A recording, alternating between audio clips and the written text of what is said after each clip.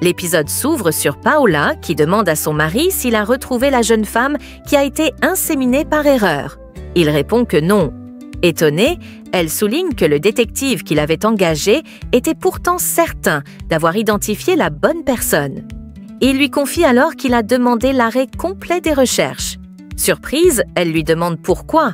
Il explique qu'il a décidé d'abandonner, car toute cette histoire l'a épuisé. Paola se dit soulagée de sa décision, affirmant que leur mariage a déjà trop souffert. Elle se remémore les nombreuses fois où il a désespérément voulu avoir un enfant, en vain, et se revoit prenant des pilules en cachette, ne souhaitant jamais devenir mère. Lorsqu'il lui demande à quoi elle pense, elle lui répond qu'elle pense à toutes leurs tentatives ratées pour avoir un enfant. Elle lui prend alors la main et le supplie de revenir dans sa chambre, car il lui manque. Mais il la repousse et parle de divorce. Pendant ce temps, Juana confie à son amie Daniela qu'elle a décidé de s'éloigner de Gabriel. Daniela lui dit qu'elle n'a jamais vu leur patron aussi proche de quelqu'un depuis qu'elle travaille à la brasserie. Juana affirme qu'ils ne sont que de bons amis. Daniela lui révèle alors que Gabriel a des problèmes avec sa femme, information que lui a transmise David. Juana répond qu'elle le sait, car Gabriel lui en a parlé. Daniela insiste en disant que Gabriel pourrait être amoureux d'elle. Juana réfute l'idée, affirmant qu'il ne quitterait jamais sa femme pour une femme enceinte. Daniela termine en disant que Gabriel est un homme bien. Juana sourit. De son côté, Paola dit à Gabriel qu'elle ne peut pas encore parler du divorce. Il répond que c'est pour leur bonheur à tous les deux et lui demande quand était la dernière fois qu'ils ont fait l'amour. Paola repense alors au moment où elle est tombée amoureuse de Luciano dans cette même chambre. Gabriel lui dit qu'elle peut être heureuse avec un autre homme. Paola s'y oppose. Il lui dit qu'il ne l'aime plus et que leur histoire est terminée. Furieuse, elle quitte la chambre et décide d'envoyer un message à Luciano. Plus tard, Camila rentre chez elle et raconte à Paola qu'elle a dû prendre un taxi parce que son mari, encore fâché après leur dispute à la brasserie, a refusé de la raccompagner. Paola en profite pour lui annoncer que Gabriel vient de lui demander le divorce. Juana, allongée dans son lit, n'arrive pas à dormir. Elle repense aux paroles de Daniela, qui lui a suggéré que Gabriel pourrait être amoureux d'elle, et à celles de Gabriel, qui lui avait dit un jour qu'il ne voulait pas qu'elle sorte de sa vie. Troublée, Juana se demande comment arrêter de penser à Gabriel. Le lendemain matin, la patronne de Jenny la félicite pour la qualité de son travail. Jenny s'excuse à nouveau pour avoir été impolie avec un client lors d'un précédent rendez-vous. Sa supérieure la met en garde. La plupart des hommes qui viennent seuls dans ce salon ne sont là que pour admirer les jolies filles comme elle. Puis elle se met à lui faire des compliments. Jenny sourit, tandis qu'une collègue l'observe de loin, méfiante. Elle sait que leur patronne est une prédatrice et qu'elle cherche à piéger Jenny. Un peu plus tard, Salvador se rend chez Josefina avec un cadeau pour Jenny. Josefina l'accueille chaleureusement, puis part chercher sa fille dans sa chambre pour lui annoncer que Salvador vient la chercher au salon. Elle lui demande de bien s'habiller, mais Jenny refuse catégoriquement de sortir. Josefina dit alors qu'elle fera venir Salvador directement dans la chambre. Paniquée, Jenny l'appelle à haute voix pour l'en empêcher. Finalement, Jenny arrive au salon. Agacée, elle demande à Salvador s'il n'a rien d'autre à faire que de s'immiscer constamment dans sa vie.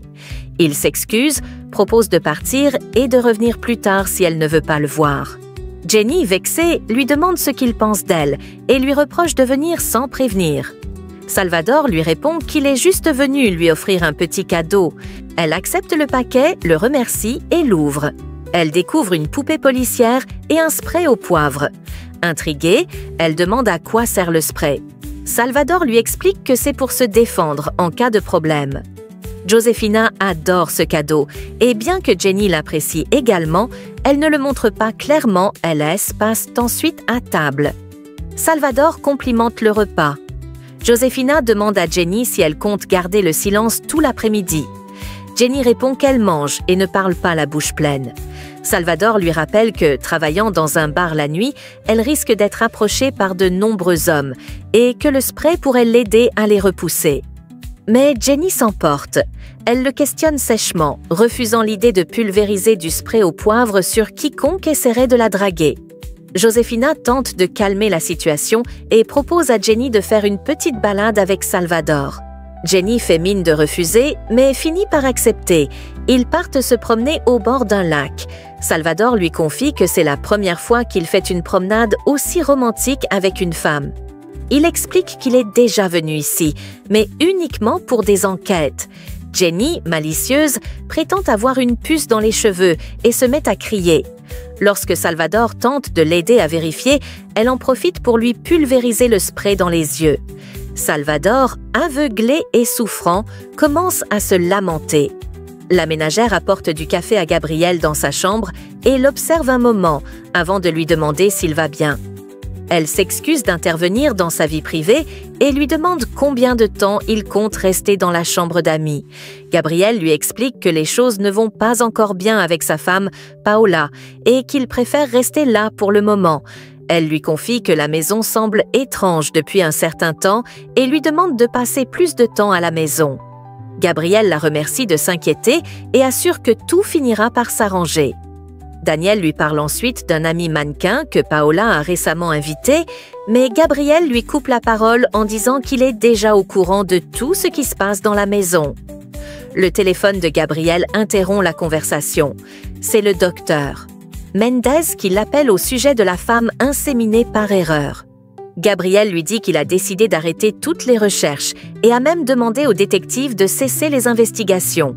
Le lendemain matin, Rwanda se prépare pour l'université. Sa grand-mère la conseille affectueusement, la félicitant pour sa bonne éducation et ses ambitions. Rwanda lui dit qu'elle a décidé de ne plus travailler avec Gabriel, même s'il lui a promis de garder ses distances. Elle insiste sur le fait que Gabriel est une bonne personne et qu'il est au courant de sa grossesse. Après un câlin, elle quitte la maison. À la brasserie, Enrique informe David que Gabriel est allé convaincre Juana de revenir travailler. Il ajoute que Gabriel évitera tout contact direct avec elle pour prévenir les rumeurs. David se sent coupable du départ de Rwanda, pensant que c'est à cause de lui. Pendant ce temps, Rogelio se rend chez sa fille Camila. Elle lui demande ce qu'il fait là. Il lui répond qu'il a appris que Gabriel s'était mal comporté avec elle la veille et qu'il est venu l'amener à la brasserie.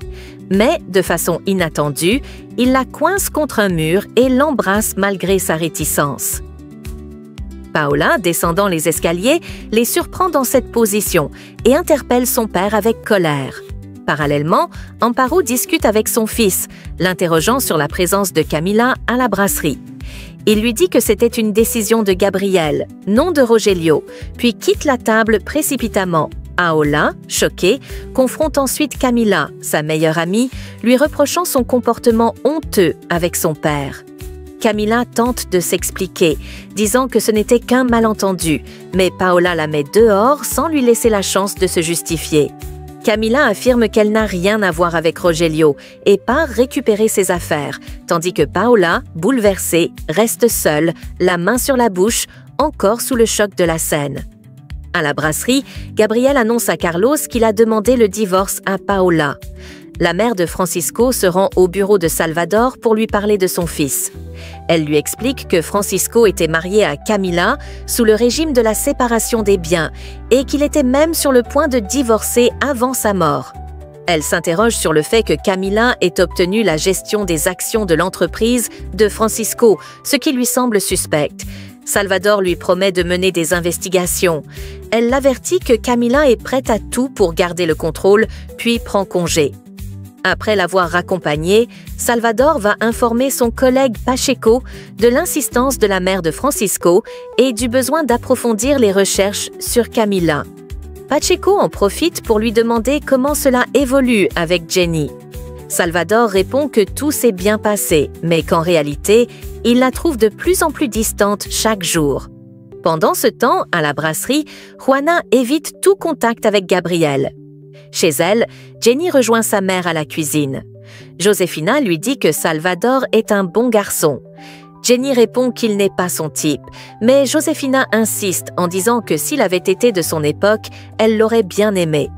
À la brasserie, David cherche Juana et demande à Daniela si elle l'a vue. Daniela lui dit qu'elle est allée s'excuser auprès d'Enriqueta pour son comportement de la veille. Elle conseille ensuite à David de rester professionnel avec Juana. Dans le bureau d'Enriqueta, Juana présente ses excuses et promet de ne plus recommencer. Elle lui confie qu'elle est enceinte. Enriqueta la félicite et lui demande qui est au courant à la brasserie. Juana répond que seuls ses amis Daniela et Gabriel le savent. Enriqueta lui demande si sa famille est également informée. Juana confirme. Quand Enriqueta lui demande si elle vit avec le père de l'enfant, Juana répond que non. Puis Enriqueta s'intéresse à sa famille, en particulier à son oncle Felipe. Juana en parle avec admiration, affirmant qu'il est la personne la plus généreuse et honnête qu'elle connaisse, digne de recevoir un prix Nobel de la paix. Enriqueta sourit pendant tout son récit. Juana précise qu'elle ne dit pas cela uniquement parce qu'il est son oncle, puis prend congé pour retourner travailler. De retour à son poste, Juana travaille avec David, qui évite soigneusement le sujet de la veille. Ils se concentrent sur la stratégie à adopter contre leur concurrent Astro, qui continue à copier leurs idées. De son côté, Enriqueta révèle à Carlos qu'elle a enfin compris le lien entre Gabriel et Juana. Elle lui dit que Juana est enceinte et que Gabriel, qui a toujours rêvé d'être père, s'est probablement attaché à elle pour cette raison. Peu de temps après, les employés de la brasserie travaillent sous pression. David se rend avec Juana pour régler quelques affaires. Gabriel les observe à distance, mais il ne peut pas s'approcher de Juana à cause de l'accord qu'ils ont conclu.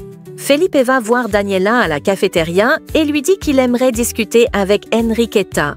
De son côté, David blâme l'homme que Rogelio a corrompu pour favoriser la brasserie concurrente, la brasserie Astro. Pendant ce temps, Rogelio s'affaire à gérer le lancement de la nouvelle bière de la brasserie Rubio. À la brasserie, Camila supplie Gabriel de lui accorder un moment dans son bureau. Il accepte et lui laisse quelques instants. Elle lui explique que son beau-père est venu chez elle, ce qui a créé un malentendu. Paola pense désormais qu'il y a quelque chose entre eux. Camila demande à Gabriel de l'aider à clarifier les choses, car elle est une femme mariée et ne peut pas être mêlée à une histoire avec le père de sa meilleure amie. Gabriel, un peu désorienté, lui demande comment il peut l'aider, sachant que sa propre relation avec Paola est déjà très compliquée. Elle répond qu'elle le sait, mais insiste sur le fait qu'elle est désolée de la situation. Pendant ce temps, Daniela amène Felipe dans le bureau d'Enriqueta, qui est visiblement troublée par sa présence et réagit comme une adolescente toute excitée. De l'autre côté, David est très nerveux après avoir appris qu'ils viennent de perdre une grosse somme d'argent à cause de la concurrence. Juana lui propose de manger un morceau dehors pour le détendre. Alors qu'elle va chercher de quoi manger, David tombe sur un livre en vente sur un étal. Ce livre évoque Juana en la présentant comme la Vierge Marie, car elle est miraculeusement tombée enceinte alors qu'elle est toujours vierge.